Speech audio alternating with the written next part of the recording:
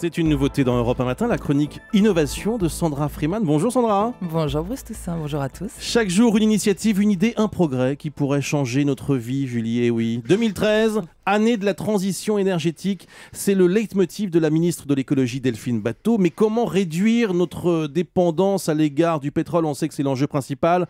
Alors Sandra, vous avez trouvé une alternative assez surprenante. Eh bien oui, des algues, des micro-algues. Depuis quelques années, on cherche des moyens pour remplacer le pétrole. On a parlé de différents biocarburants végétaux issus de céréales, de bois, de paille. On a parlé des huiles de colza, de tournesol. Mais là, ces algues microscopiques qui vivent en milieu aquatique sont très riches en huile et semblent aujourd'hui s'imposer comme un biocarburant plein d'avenir. Qu'est-ce que ce biocarburant de troisième génération aurait de plus et pourquoi au fond est-ce qu'il s'imposerait comme une solution intéressante? Eh bien, tout d'abord, pour se développer, facile.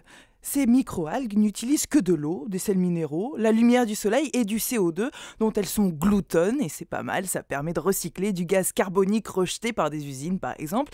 Mais l'argument majeur, Bruce, c'est leur teneur en huile. Leur rendement semble bien supérieur à celui de plantes comme le palmier à huile par exemple. On dit jusqu'à 30 fois supérieur et en plus, le fait que ces algues semblent aussi produire des vitamines qu'on pourrait utiliser en parallèle en pharmacie ou en agroalimentaire, eh bien le menu semble alléchant pour s'engager sur un itinéraire bis au pétrole. Donc c'est une piste, mais enfin concrètement, quand est-ce qu'on va pouvoir en mettre dans notre voiture? Moi, un peu de patience. Pour l'instant, c'est cher. Le coût de l'extraction est loin d'être compétitif. Ça coûterait à gros bord 5 € le litre.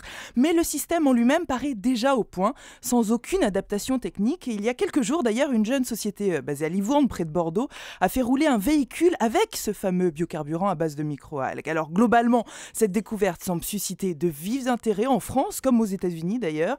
Et plusieurs projets sont dans les tuyaux, ce qui pourrait permettre au marché de se développer dans les 5 à 10 ans et de devenir peut-être viable. Reste une question. Ah, attendez, j'ai pas prévu la réponse. L'odeur?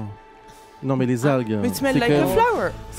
Est-ce que ça sent plus mauvais que le pot d'échappement d'une voiture normale? Non, c'est à peu près pareil. Oh, ça doit être pareil. Ça doit être pareil. Vaut donc mieux ça rester va. dans la voiture et pas être derrière, peut-être. Très bien.